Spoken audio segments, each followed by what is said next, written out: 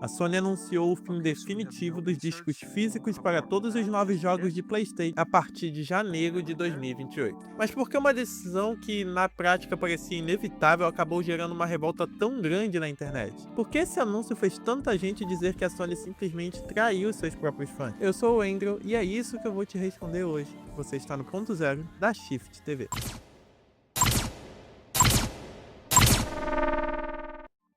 Pra gente entender o tamanho dessa discussão, vale a pena olhar primeiro para os fatos sem nenhuma opinião. A partir de janeiro de 2028, nenhum jogo inédito lançado para os consoles da marca terá uma versão em disco. As caixinhas nas lojas físicas ainda vão existir, mas dentro delas você só vai encontrar um código impresso para download. Só que o anúncio não parou por aí. No mesmo dia, a empresa revelou o cronograma de fechamento definitivo da PlayStation Store para PS3 e para o PS Vita. No Brasil e na América Latina, a loja do PS3 vai ser desligada no final desse ano, enquanto no restante do mundo a loja do Vita se despedem em julho de 2027. São duas decisões pesadas que marcam o fim de duas eras diferentes do PlayStation. Só que o curioso é que o disco nunca foi o verdadeiro problema. Você for parar pra pensar, o disco físico, do jeito que a gente conhece, já está morto há muito tempo. Hoje em dia, os jogos ficaram tão gigantes que a velocidade de leitura de um leitor de Blu-ray não consegue acompanhar os consoles modernos. O disco na sua estante não roda o jogo de verdade.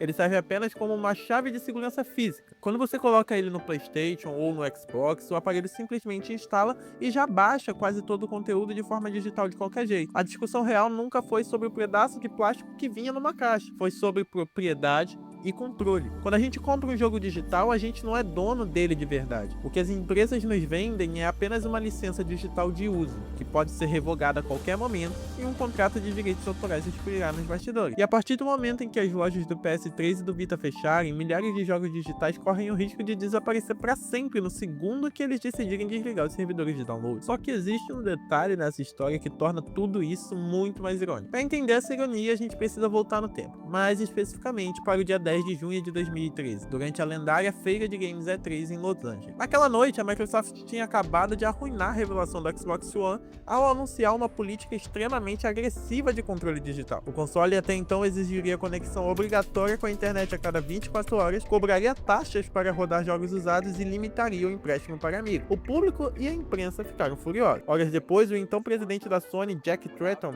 subiu ao mesmo palco e fez história. Sob aplausos ensurdecedores, ele prometeu que o PS4 daria liberdade total. O disco seria seu, você poderia vender, emprestar, trocar ou guardar para sempre. E para fechar com chave de ouro, a Sony publicou um vídeo irônico de apenas 21 segundos no YouTube mostrando como compartilhar um jogo no PS4. Bastava entregar o disco na mão de qualquer pessoa. Aquele deboche garantiu a vitória esmagadora da Sony naquela geração antes mesmo do console chegar às lojas. Então, diante de tudo isso, a Sony mentiu para você? Na verdade, não.